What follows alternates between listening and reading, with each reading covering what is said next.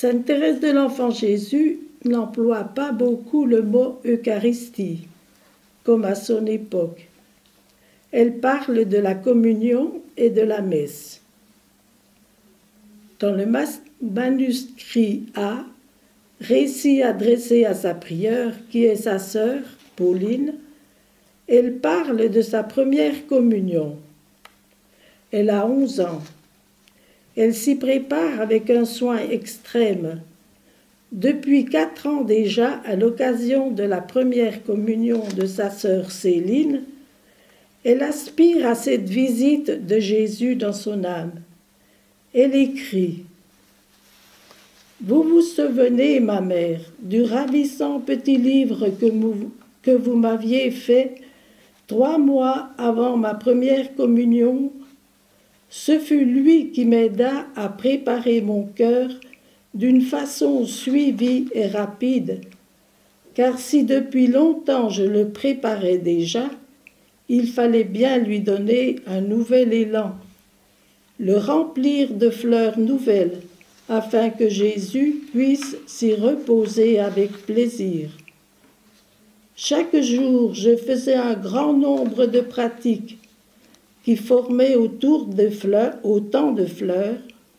Je faisais encore un plus grand nombre d'aspirations que vous aviez écrites sur mon petit livre pour chaque jour, et ces actes d'amour formaient les boutons de fleurs.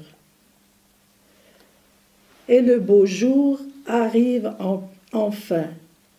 Je cite, « Ce fut un baiser d'amour, je me sentais aimée, et je disais aussi, je vous aime, je me donne à vous pour toujours. » À cette époque, on ne communiait qu'avec la permission du confesseur. Thérèse a dû attendre 1 mois pour recevoir Jésus de nouveau, puis ensuite pour les fêtes principales. Se replongeant dans ses souvenirs, plus de 10 ans après, Thérèse note qu'elle ne demandait pas elle-même à communier plus souvent. Et elle fait cette réflexion. Je n'avais point à cette époque l'audace que je possède maintenant. Sans cela, j'aurais agi autrement, car je suis bien sûre qu'une âme doit dire à son confesseur l'attrait qu'elle sent à recevoir son Dieu. Ce n'est pas pour rester dans le ciboire d'or qu'il descend chaque jour du ciel. C'est afin de trouver un autre ciel qui lui est infiniment plus cher que le premier, le ciel de notre âme fait à son image, le temple vivant de l'adorable Trinité. Elle a toujours désiré la communion fréquente. Elle dit dans son acte d'offrande à l'amour miséricordieux, « Ah, je ne puis recevoir la Sainte Communion aussi souvent que je le désire. Mais Seigneur, n'êtes-vous pas le Tout-Puissant? Restez en moi comme au tabernacle. Ne vous éloignez jamais de votre petite hostie. » C'est à la suite d'une communion qu'elle reçoit la grâce de sa conversion.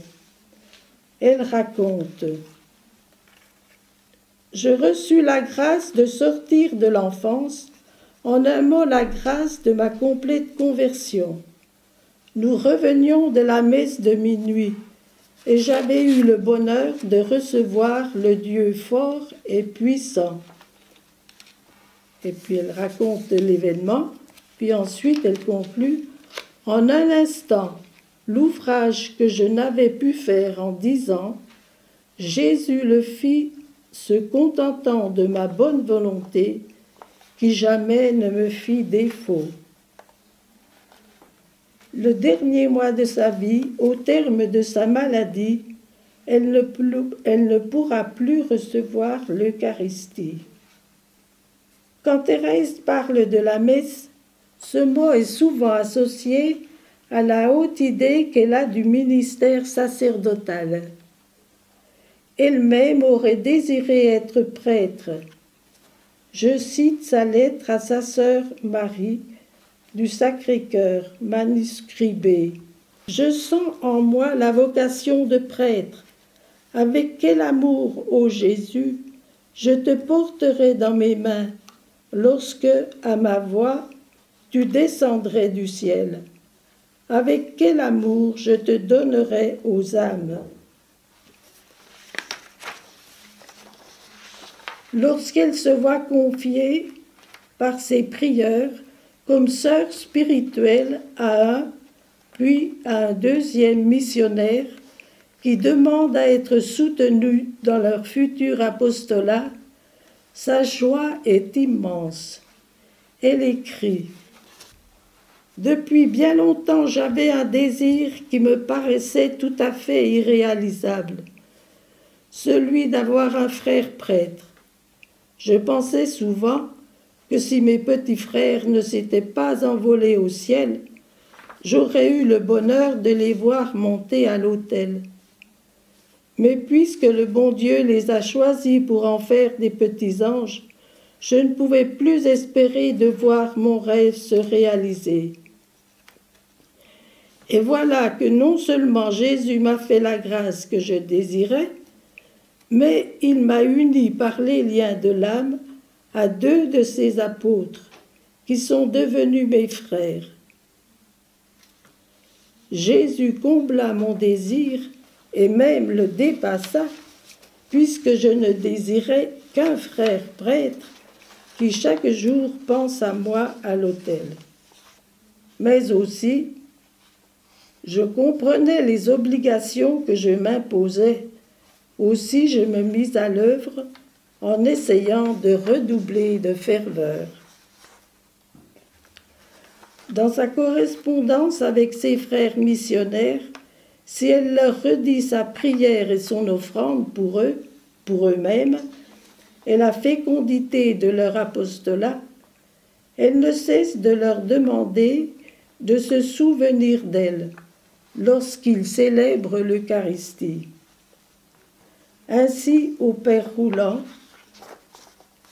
des Missions étrangères de Paris, « Je vous en supplie, mon révérend Père, demandez pour moi à Jésus, le jour qu'il daignera pour la première fois descendre du ciel à votre voix, demandez-lui de m'embraser du feu de son amour, afin que je puisse ensuite vous aider à l'allumer dans les cœurs. Depuis longtemps, je désirais connaître un apôtre qui voulut bien prononcer mon nom au Saint-Autel le jour de sa première messe. Je vous demanderai encore d'avoir chaque jour au Saint-Autel un souvenir pour moi. »